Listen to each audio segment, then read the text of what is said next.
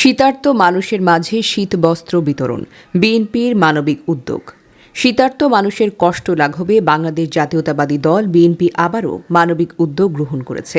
বিএনপির ভারপ্রাপ্ত চেয়ারম্যান জনাব তারেক রহমানের নির্দেশে ঢাকা মহানগর উত্তরের যুগ্ম আহ্বায়ক জনাব এস.এম. জাহাঙ্গীর হোসেন নেতৃত্বে উত্তরা পশ্চিম থানা বিএনপির শীতবস্ত্র বিতরণ কার্যক্রম পরিচালনা করেছে।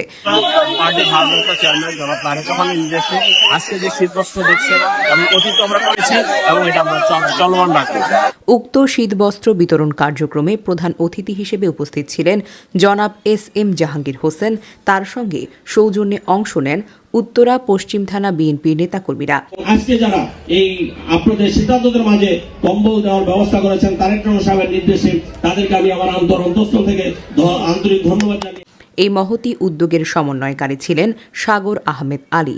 প্রধান অতিথি জনাব এস.এম. জাহাঙ্গীর হোসেন তার বক্তব্যে বলেন, বিএনপি সবসময় মানুষের পাশে থাকে এবং থাকবে। জনসেবাকে আমরা রাজনীতির মূল মন্ত্র হিসেবে ধারণ করি। আজকের এই কার্যক্রম তারই একটি উদাহরণ। এ সময় স্থানীয় অসহায় এবং দুস্থ মানুষের হাতে শীতবস্ত্র তুলে ধরা হয়। তারা বিএনপির প্রতি কৃতজ্ঞতা প্রকাশ করে এবং এমন মানবিক কার্যক্রমের জন্য দলটির প্রশংসা করে। উত্তরা পশ্চিম থানা বিএনপির নেতাকর্মীরা জানান, শীতবস্ত্র বিতরণের এই উদ্যোগ চলমান থাকবে। শীতার্ত মানুষদের সহায়তা আরও বিভিন্ন কার্যক্রম নেওয়া হবে। মানবিক এই উদ্যোগে দলের নেতাকর্মী এবং স্থানীয় জনগণের অংশগ্রহণ বিএনপির প্রতি আস্থা এবং সমর্থনের প্রতিফলন বলে মনে করছেন পর্যবেক্ষকরা।